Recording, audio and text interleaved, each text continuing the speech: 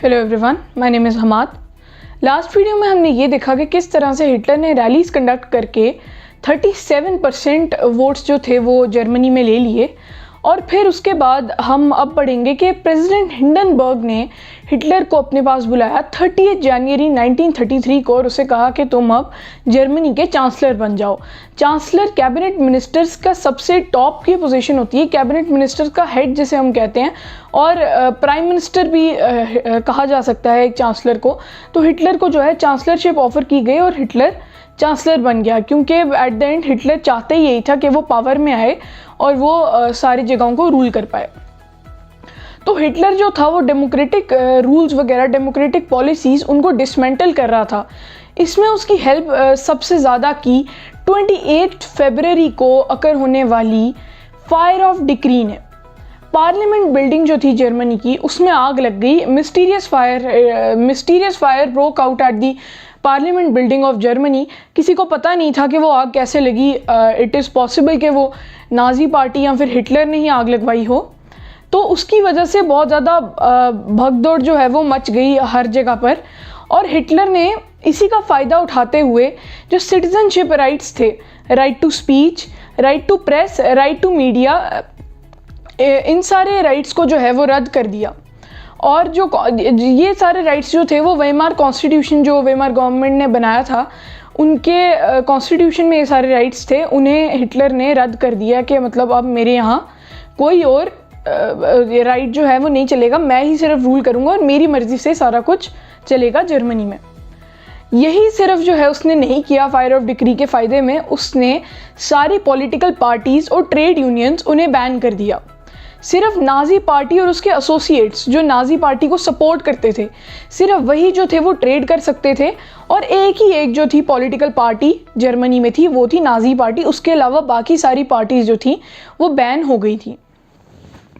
इसके बाद हमें पता है कि जो कम्युनिस्ट थे जो हिटलर के ख़िलाफ़ थे, उन्हें हिटलर ने कंसंट्रेशन कैंप्स में भेज दिया। ड्यूसलडॉर्फ के जो अरेस्ट फाइल्स थी वो कुछ 6000 के करीब थी, जिनमें से 1000 जो थे वो कम्युनिस्ट ही थे। अब हमें इससे ये पता चलता है कि सारे कम्युनिस्ट कंसंट्रेशन कैंप में तो हिटलर ने भेज दिए, बहुत ज़्यादा लोग जो थे उन्हें हिटलर ने जेल में डाल दिया। अब देखते हैं कि इकोनॉमिक क्राइसिस तो जर्मनी में चल ही रहा था। हिटलर ने जो प्रॉमिसेस किए थे, जो सारा कुछ हिटलर ने कहा था कि मैं ये करूँगा, वो करूँगा, ऐसे करूँगा, वैसे करूँगा, अब हम देखते हैं कि हिटलर अपने प्रॉमिसेस के ऊपर खरा उतरा भी या नहीं। हाल्मर शार्ट हिटलर के सबसे ज़्यादा मतलब जो उनके एडवाइज़र थे, फाइनेंशियल एडवाइज़र, उन्हें हिटलर ने कहा कि आप देखो हमारी कंट्री में इकोनॉमी देखो और जॉब्स जो हैं वो सबको प्रोवाइड करो। तो हाल्मर शार्ट ने जो है वो क्या किया कि रोड्स बनवाई, जिन्हें जर्मन ऑटोबान हम कहते हैं। आज भी बहुत ज़्यादा अच्छे हाईवेज़ जो हैं वो हैं वहाँ पर। और कंपनी एक शुरू की, कार कंपनी, जिसका नाम था वॉक्सवैगन, द पीपल्स कार, उसे एक स्लोगन दिया गया। द पीपल्स कार इसीलिए क्योंकि कोई भी उसे अब अफोर्ड कर सकता था। मेनली ये कंपनी खुली इसीलिए थी ताकि जो लेबरर्स हैं, जो लोअर मिडिल क्लास है, जो लोग जिनके पास काम नहीं है, जैसे हमने पहली वीडियो में देखा था कि लोग कुछ ब्लैक कार्ड्स लेके भी खड़े हुए थे, willing to do any work, कुछ गैम्बलिंग कर रहे थे, कुछ ऐसे ही बिल्कुल बगैर काम के थे, उनके लिए काम ढूंढने के लिए ये कंपनी फॉर्म की गई ताकि वो काम कर सकें। ये कंपनी तो फॉर्म हो गई। अब हिटलर ने सुडेंटेनलैंड जो था चेकोस्लोवाकिया का एक पार्ट था, जिसमें जर्मन स्पीकिंग मेजॉरिटी थी, लोग वहाँ पे जर्मन ही बोलते थे, जर्मन लैंग्वेज बोलते थे। तो हिटलर ने उसके ऊपर कब्ज़ा करना चाहा। हिटलर ने उसके ऊपर कब्ज़ा कर लिया और पूरा गॉबल अप कर लिया सुडेंटेनलैंड को।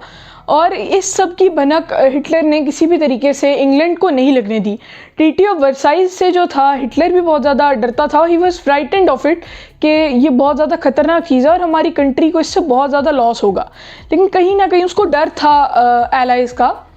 इकोनॉमी का ज़रिया हिटलर के पास अब कोई भी नहीं रहा हुआ था जर्मनी के लिए। हेल्मर शार्ट जो था, जिसने हिटलर का फाइनेंशियल एडवाइज़र था, जिसने ऑटोबान्स जो थे वो बनवाए और वॉक्सवैगन कंपनी जो है उसकी शुरुआत की, उसने हिटलर को एडवाइस किया कि हमें कुछ और तरीका अपनाना चाहिए अपनी इकोनॉमी को बूस्टअप करने का। वॉर के अलावा। लेकिन हिटलर ने उसकी बात नहीं मानी और हेल्मरशॉट को जो है वो नाजी जर्मनी अनफॉर्चुनेटली छोड़ना पड़ा।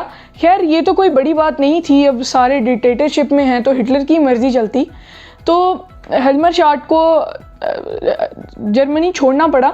और फिर उसके बाद हिटलर ने जो है पोलैंड पर अटैक किया। 1939 में हिटलर ने पोलैंड पर अटैक किया, जिसकी वजह से फ्रांस और इंग्लैंड के अगेंस्ट जर्मनी की वॉर हो गई। अब ये वॉर वाला टाइम तो बहुत ज़्यादा ख़राब था, बिल्कुल कोई नहीं बनती थी, क्योंकि इकोनॉमिक क्राइसिस जो है वो जर्मनी में चल रही थी।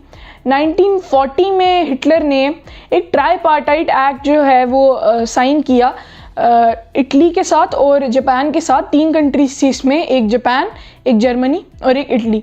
इन तीनों ने ट्राईपार्टाइट जो है एक्ट साइन किया, जिसमें ये सारे एक साथ हो गए थे वर्ल्ड वॉर 2 के लिए। अगर कोई भी प्रॉब्लम आती, कुछ भी सारा आता, तो ये तीनों कंट्रीज़ एक साथ जो है एलाइज के अगेंस्ट या फिर जो भी कंट्री इनके अगेंस्ट थी उससे लड़ते। अब जापान ने जो है वो ऑलरेडी इंडो चाइना पर जो है वो कब्ज़ा करके रखा हुआ था, इंडो चाइना को ऑक्यूपाई करके रखा हुआ था। 1945 में जापान ने सोचा कि क्यों ना हम अमेरिका के ऊपर अटैक करें, तो जापान ने पर्ल हार्बर जो था डिफेंस आर्मी का स्टेशन था अमेरिका की, एक आइलैंड पे पर्ल हार्बर आइलैंड के ऊपर आर्मी का जो डिफेंस एरिया था उसके ऊपर जापान ने अटैक कर दिया। अब जापान ने अटैक किया तो यूएसए जो था, अब वो तो चुप रहने वाला नहीं था। यूएसए ने जो है इसके बदले में हिरोशिमा नागासाकी पर बॉम्ब ड्रॉप किया, जिसमें 40 लाख से भी ज़्यादा लोग जो है वो मारे गए।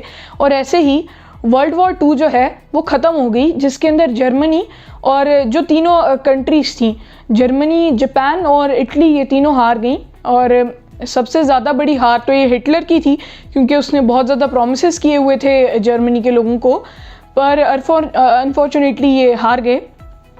अब हम आते हैं नाजीज़ के वर्ल्ड व्यू पर, कि नाजीज़ का व्यू कैसा था इन सारी चीज़ों को लेकर, नाजी पार्टी चाहती क्या थी लोगों से।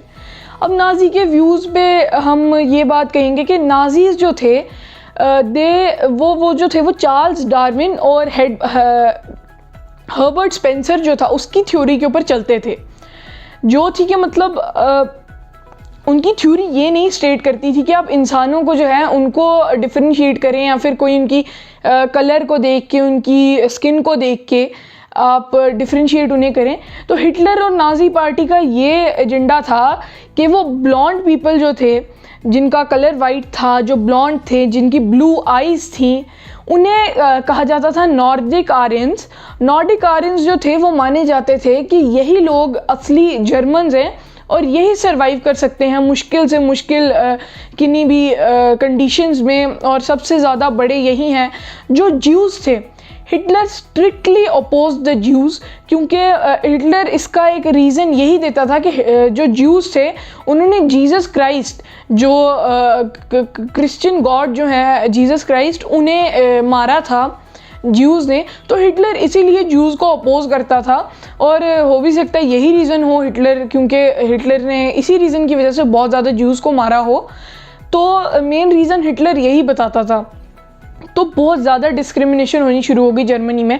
ये नाजी वर्ल्ड व्यू जो है ये वर्ल्ड वॉर 2 से पहले का है, क्योंकि वर्ल्ड वॉर 2 के बाद हिटलर ने सुसाइड कर लिया था, और मेनली नाजी पार्टी के ऑलमोस्ट सभी लोगों ने सुसाइड जो है वो कर लिया था, क्योंकि उनका बहुत बड़ा फेलियर हो गया था। अब ये नाजी वर्ल्ड व्यू आपको यही बताता है कि ये सिर्फ कास्ट, कलर और क्रीड इन सब के ऊपर जो है वो, इन सब के बेसिस के ऊपर ये डिफरेंशिएट कर रहे थे लोगों को, और लोगों के बीच हेट्रेड पैदा कर रहे थे दूसरों के खिलाफ। अब जो स्कूल्स हो गए, कॉलेजेस हो गए, डिफरेंट प्लेसेस जो थी जहाँ पे स्टडी करते थे, उनको ये एक तरीके की ड्राइव कर रहे थे, जिसमें कह रहे थे कि हम इनको प्यूरीफाई करेंगे। अब भाई प्यूरीफाई क्या हो गया? प्यूरीफाई से इनका ये मतलब था कि जो ज्यूज़ हैं, ज्यू टीचर्स, ज्यू स्टूडेंट्स, जो भी हो, ज्यूइश जो भी लोग थे, उनसे स्कूल्स को प्यूरीफाई कर रहे हैं, उनको निकाल देंगे, और सिर्फ जो प्योर हैं, जो प्योर कास्ट जो है, मतलब नॉर्डिक आर्यन, सिर्फ वही यहाँ पे रहेंगे। अब ये बहुत ज़्यादा डिस्क्रिमिनेटरी है, और ऐसा तो एक लीडर को नहीं करना चाहिए जिसने आपको वोट्स दिए, जिन लोगों ने आपको वोट्स दिए, जिन्होंने आपको जिताया, अब उन्हीं के साथ ऐसा कर रहे हैं। इसके अंदर एक और बहुत ज़्यादा आपको मैं बात बताऊंगा जो शर्मनाक बात है कि जो लेडीज़ होती थी उनको अगर वो नॉर्डिक आर्यन को बर्थ नहीं देती थी, जो बच्चा नॉर्डिक आर्यन नहीं होता था, मतलब जो ब्लॉन्ड नहीं था, जिसकी ब्लू आईज़ नहीं थी, उसको अगर ये बर्थ नहीं देती थी लेडीज़, तो उनके गले में प्लैक कार्ड लटका के उनका मुंह काला करके उन्हें रोड्स पर घुमाया जाता था, जिसके ऊपर लिखा होता था प्लैक कार्ड्स के ऊपर कि I am ashamed that I didn't give birth to a Nordic Aryan, कि मैंने अपनी जो फैमिली है उसको बहुत ज़्यादा वो दी है, बेइज्जती की है अपनी फैमिली की, एक नॉर्डिक आर्यन को बर्थ ना देके। अब ये बहुत ज़्यादा डिस्क्रिमिनेटरी चीज़ है और बहुत बुरी चीज़ थी जो हिटलर के टाइम पर होती थी, क्योंकि अब वो उनका तो कसूर नहीं था कि वो जो बच्चे वो पैदा कर रहे हैं उनका अब वो कैरेक्टरिस्टिक देख के थोड़ी कर रहे थे कि उनकी अच्छा आइज़ ब्लू होनी चाहिए और बाल जो हैं वो ब्लॉन्ड होने चाहिए या फिर कुछ वैसा होना चाहिए। तो ऐसी हायरार्की जो है हिटलर के टाइम पर चलती थी। तो फ्रेंड्स, आज के लिए बस इतना ही। It's a wrap up on this video, so I will conclude this chapter next week. Thank you so much.